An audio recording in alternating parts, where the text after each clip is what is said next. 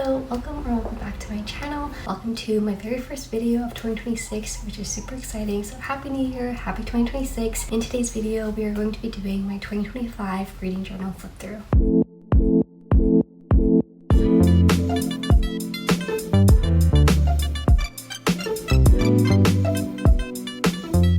Last year for 2024, I did do my 2024 reading journal flip through, but this is the first year that I have a full reading journal to flip through because last year, or in 2024, I only did a half year reading journal, and even then I was very excited to film and show what my half year reading journal looked like. So I'm very excited this year to do my 2025 reading journal flip through since it is for the entire year. I mentioned this in my 2026 reading journal setup video if you watched that, but I wasn't a huge fan of how my 2025 reading journal ended up. There are a lot of spreads that I do really like, however throughout the year I started becoming really unmotivated to finish my journal or catch up, and I was getting a backlog of spreads and it was starting to become more of a hassle than a fun hobby for me to do. And the whole point of me creating a reading journal was to have a fun creative hobby. So in preparation for 2026, I've done a lot of reflecting on my 2025 reading journal, and I think I know what I want now, and I think I know how I want to structure my reading journal in a way that feels sustainable for my current schedule and how much free time I have to work on a journal, because some of these spreads do take a very long time and take a lot of energy as well. But regardless of that, I still wanted to show my 2025 reading journal because I don't really do many reading journal videos throughout the year, so there's no way for you to see what the progress is for my reading journal. I've structured this in a very similar way to how Rachel Catherine did her flip through video, in which she did a portion of the video where she's just silently flipping through each of her journal spreads so you can see each and every one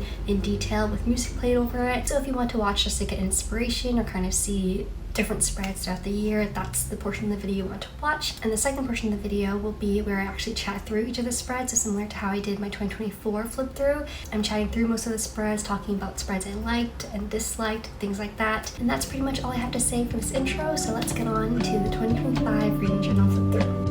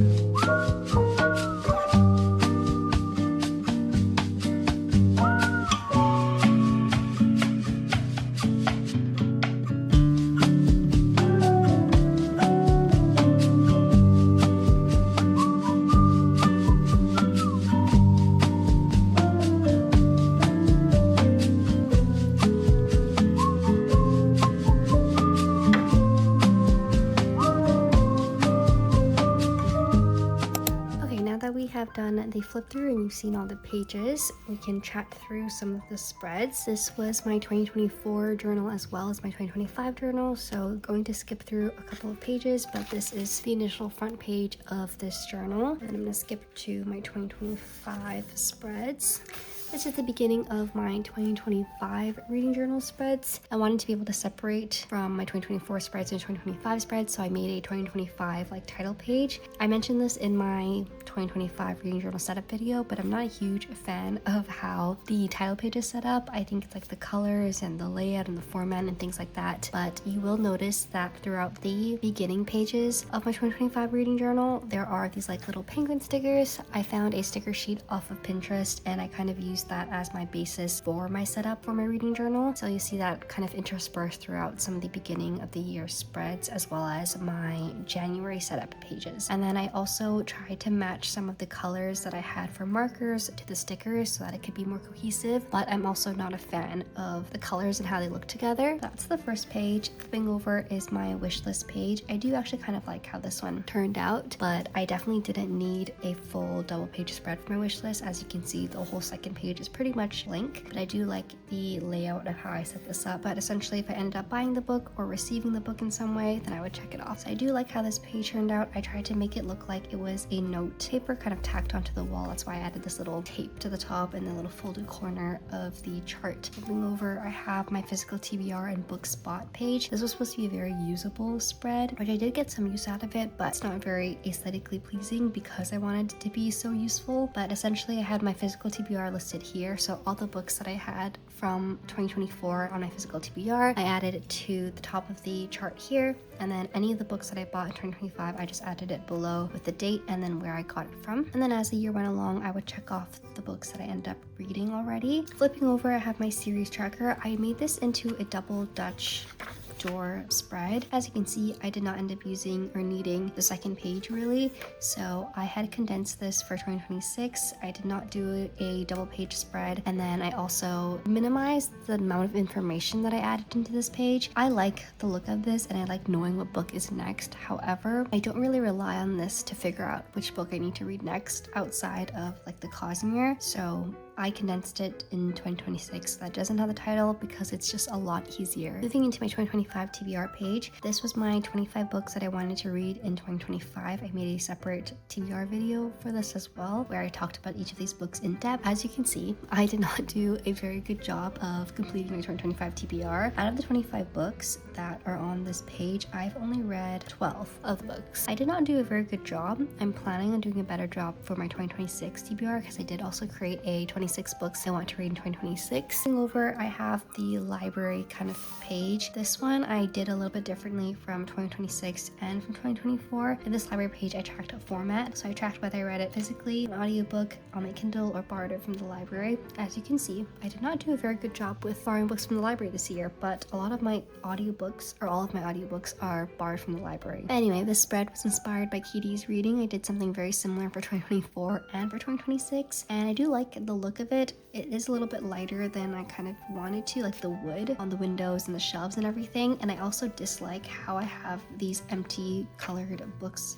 here. I had put in like 90 books, I think, and I obviously didn't read 90 books this year. So I have a bunch of these empty, uncolored books, which I don't think it looks very nice on the spread, which is kind of why I changed it for 2026. And I won't have this empty, colorless books on the side because I don't really like the look of it. Anyway, moving on to the next page, I have other stats that I tracked. This is kind of where I was talking about how I didn't like how I continued the same color theme that I did for my title page or my 2025 page, because I don't really like how the colors look here, and then I didn't like the color scheme here either, but I did continue the color theme here with the yellow and the blue. On this page I did books by month, and then on this page I did books by genre. Obviously I did not need this entire chart for books by month because I was only coloring the little boxes for each of the books that I read per month. I don't really like how this looks because of how much white space there is. Similarly with how I did the genre, I also did it like a bar graph. Although this isn't the nicest spread, it is a very visually appealing way to view how much books I read by month and how much books I read by each genre. So I do like what this gives me visually, but I don't really like the layout. Next is my 2025 Hall of Fame page. This I have replicated from 2024, and I also moved into my 2026 reading journal as well, but essentially it is my favorite book from each month of the year. The setup itself isn't very unique or anything. It's pretty much just empty spaces where I glued in the book covers, and I kind of wanted the book covers to be the focal point of the page anyways. Nothing special really on this page, but this is my Hall of Fame for 2025, otherwise known as my favorite books from each month of the year. Now moving into my monthly setup pages, you'll notice a reoccurring theme within my journal for the monthly pages, in which I'm pretty much doing a monthly setup page similarly to this, my January setup, and subsequently I will have a reading wrap-up page for each month in which I paste the book covers for each of the books I read that month, and the theme is always kind of changing per month. I try to do a different theme each month or a different color scheme, just to switch up the drawings or the scrapbooking, the paper I use, things like that. They don't really change that much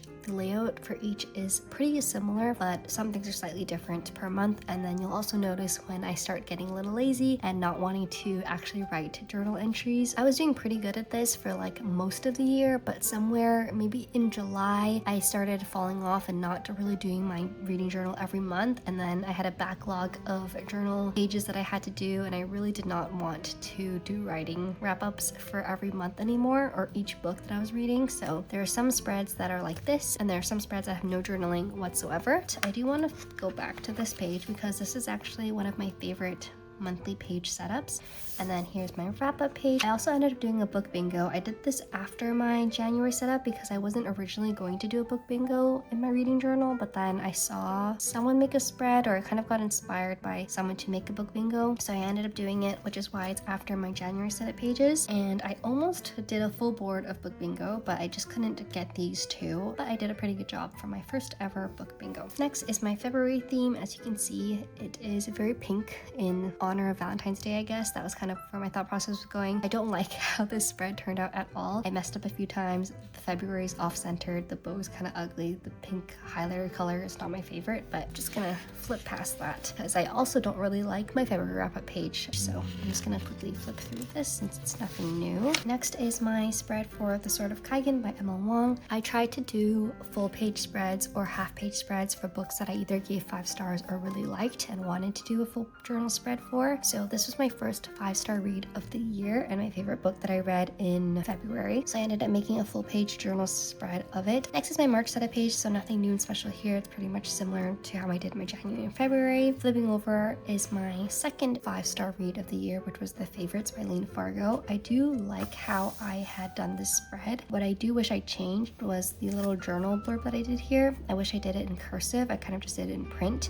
and I feel like it throws off the overall look of the spread. But I really like the pictures that I found on Pinterest and the overall layout of it. It's just only like this part that I'm not a big fan of. And then here's my March read spread. This is my April layout. I think this is probably another one of my favorite pages that I've done in my reading journal. I got inspiration for the spread from Pinterest. I also had made a TBR for this page. I usually don't do monthly TBRs because I don't really want to put pressure on myself to read certain books in that month, but I was filming a couple of videos that I needed to read books for, so that's kind of why I made a TBR spread. But overall, I really like how this layout turned out. And I kind of wish I did full page spreads for all my monthly layout pages because I feel like it looks so much nicer than just doing like a single page layout like this. End of April or early May was one of my lazy months in which I did not want to do written journal entries for the books that I read. Also, 4 of these books that I read in April were rereads, so because of that reason I felt like I didn't need to do a journal entry for my April reads. So I kind of just kept with the same drawing theme of the bees and the flowers,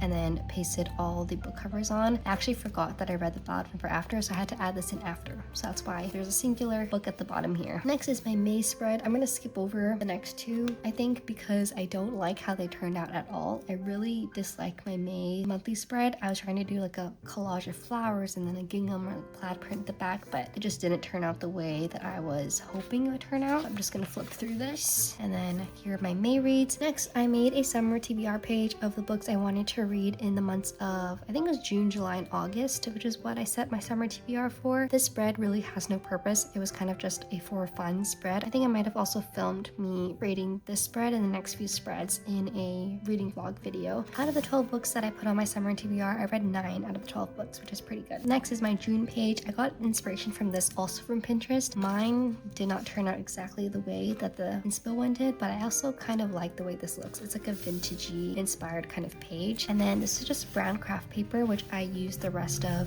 in my June wrap-up page as a border. Next is another full page spread for books that I rated 5 stars this year, one being Will of the Many by James Islington, and the next being The Night and the Moth by Rachel Gillig, and I really do like how this one came together. The brown and the blue look very cohesive together in my opinion, and I just added a few quotes, and I printed out some photos that kind of match the ambiance of the book. So I'm very happy with how this page turned out, and I like that I did it together. Next, I kind of did this spread for fun as well. It's end of year new releases. I usually do do my 2025 TBR, as you saw before, which includes new releases. However, when I made that TBR at the beginning of the year or the end of 2024, some of these new releases weren't actually announced yet, so I wanted to do an end of year new releases. So this was kind of the books that were on my radar that were being released at the end of the year, and I actually read 4 of these 6 new releases. And then for the next few pages, I think I'm just going to flip through because I think they're pretty standard to what you've been seeing as my monthly and wrap-up pages for the previous months. My July page, August setup, I do actually like how this one turned out. Also found this on Pinterest, and I continue that into my wrap-up page. What is unique about August was that I only read 4 books in August, which was the least amount of books that I've read in any month throughout the entire year of 2025, and I figured there was no point in doing a double page spread for just 4 books. And I also wanted to do a full page spread for The Bright Years, which was another 5-star read of the year. I wanted to do a full page spread on it, so I decided to combine my August wrap-up page with my 5-star page for The Bright Years, and I think it kind of blends together pretty well, so I do like how this page turned out. I'm just going to flip through the next couple pages because I'm not a huge fan of them. This was when I was starting to get a little bit lazy with my spreads. For October, I did have a vision of how I wanted this to look. I wanted to create like a house, cutouts into the next page, and have the ghosts kind of inside the house, outside the house, etc. I don't really like how it ended up turning out. I like the concept of it. My execution probably could have been a lot better. Then flipping over, this situation is also a little bit funky, so if someone can make what I'm envisioning better, I would love to see it because I would love to do it for next year. And then October wrap up, which is pretty standard. In November, I did a 10 before the end list, and out of the 10 books I have listed here, I actually read 6 of them, which is pretty good. And then flipping over, I did a full page spread for The Names by Florence Knapp, which I also gave 5 stars. I think it was my last, no, it wasn't. Beartown was the last 5-star of the year, but I didn't end up doing a full page spread for that because I think I'm going to do a entire spread for the Beartown trilogy once I finish reading it. So anyways, that's completely different. I did a full page spread for The Names by Florence Knapp. On the other side, I did a full page spread for Love Interest by Claire Gilmore. I didn't give this 5 stars, but I give it 4.5 stars, and I really enjoyed it. It was like the first romance book that I read in a while that I really enjoyed. Flipping over, I have my second last wrap of the year, and then my last monthly setup of the year. And then I did a similar kind of theme for my wrap-up page. I ended up using the scraps from cutting out these letters and these letters, little bits around the page as well, just to fill up some of the space. And then my last few spreads of the year are my year at a glance pages. I was itching to make this. Mid-December, I already had a vision of how I wanted this to look, so I was very excited to be able to complete this. Essentially, I wanted to make a spread where I could just see stats and things for 2025, so that's kind of what I did. I ended up doing like a Dutch door situation, which I'll flip through in a little bit, but I just cut out my letters for year at a glance on this side. 2025 here, which was pretty redundant because I know it's my 2025 journal. I felt like this space was missing something, so I wanted to add some letters there. And then I also put the number of books that I read in the year on the side here as well, so that it is visible when I open my Dutch door. The problem with this spread is that I actually read 73 books this year. I don't know how I got 72 when I was creating this because I actually finished this spread after the new year. So I don't know how that happened. So all my stats here are actually incorrect, which kind of defeats the whole purpose of having this spread. But either way, I like how it turned out. So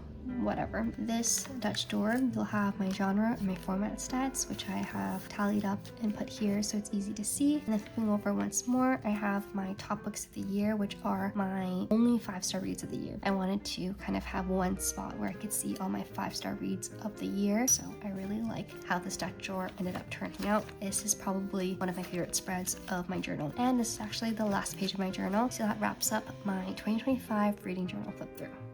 That pretty much wraps up this video. Thank you so much for watching if you made it all the way here. If you're interested in watching my 2026 reading journal setup, that is also up on my channel. And if you're interested to see how these spreads looked like at the beginning of 2025, my 2025 reading journal setup video is also up on my channel. I thought this video was very fun to film. I love being able to reflect on my reading journals. I've done bullet journals in the past, and I love being able to look back and flip through those. Those are from like 5 or so years ago now, so it'll be interesting to see how my reading journals look like in 5 years if I still continue to do reading journals. I'd love to know if you keep a reading journal, and if you do, I hope that you're able to get at least a little bit of inspiration from this video. My style for journaling is very random. It's like half scrapbook, half drawing, half random things. There's no cohesive theme or vibe to my journal whatsoever. It's kind of just whatever I'm feeling in the moment and whatever I get inspiration from. So if your artistic style is anything like mine, I hope you're able to get a little bit of inspiration from this video. If you want to keep up to date with what I'm reading outside of these videos, my Goodreads and Fable are always linked in the description below. Thank you so much for watching, and I hope to see you in the next one.